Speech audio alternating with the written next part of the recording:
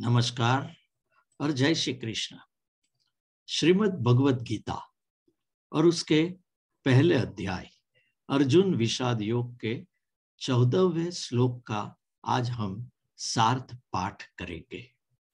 यह श्लोक इस प्रकार है।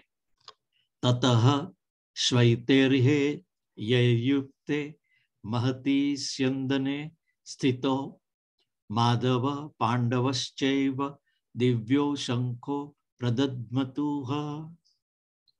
उसका अर्थ है, इसके पश्चात श्वेत अश्व से जुड़े हुए भव्य रथ में बैठे हुए माधव यानी भगवान श्री कृष्ण और पांडु पुत्र अर्जुन ने भी अपने अपने दिव्य शंखों को बहुत जोर से ध्वनित किया। इस श्लोक का विस्तृत अर्थ और परिप्रेक्ष्य समझे। कौरवों की सेना से पितामह भीष्म ने युद्धारंभ की घोषणा करते हुए शंखनाद किया। इस शंखनाद को स्वीकार करने के समर्थन के रूप में पांडव सेना से सफेद अश्व वाले रथ नंदी घोष पर सवार माधव यानी भगवान श्री कृष्ण ने अपना पंचजन्य नामक दिव्य शंख बजाया। यह एक दुर्लभ शंख है जो समुद्र मंथन के दरमियान मिले 14 रत्नों में से मिला छठा रत्न था।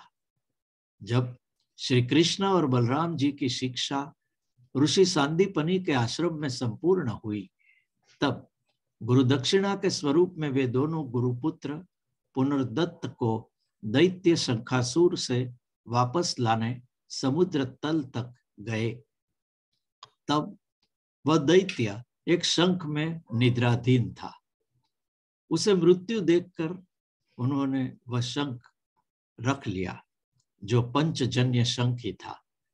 यह शंख बहुत ही दिव्य था। पांडुपुत्र अर्जुन ने भी अपने शंख देवदत्त से ध्वनि करते हुए युद्ध घोष का समर्थन किया। यह शंख पंचजन्य शंख की भांति ही शक्तिशाली था।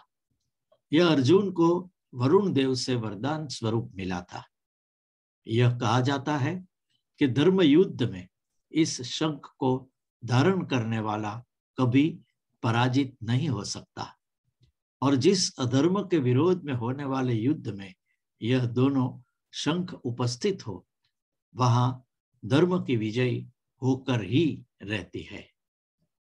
जब अधर्म और अनुचित के सामने धर्मोचित मुद्दे के लिए विरोध होता है, तब प्रतीकात्मक रूप से शंख ध्वनि जैसे देवताओं को युद्ध साक्ष्य बनाकर अपना पक्ष उचित है और अनुचित का विरोध कर रहा है, ऐसा प्रमाण देने के लिए किया जाता है।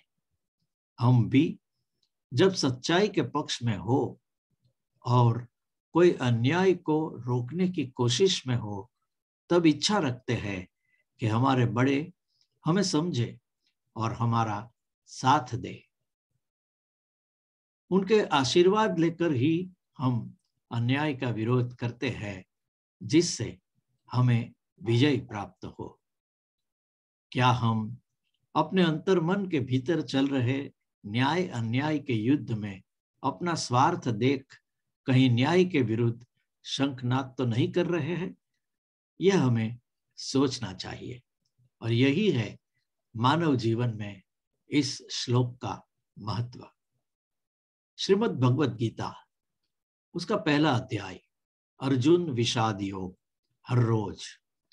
इस कार्यक्रम श्रृंखला में आज हमने पहले अध्याय का 14वें श्लोक का सार्थ पाठ किया। इसका लेखन अल्पा पुरोहित बड़ौदा से और उसकी प्रस्तुति आपका मित्र नरेश कापड़िया सूरत से की। जय श्री कृष्ण।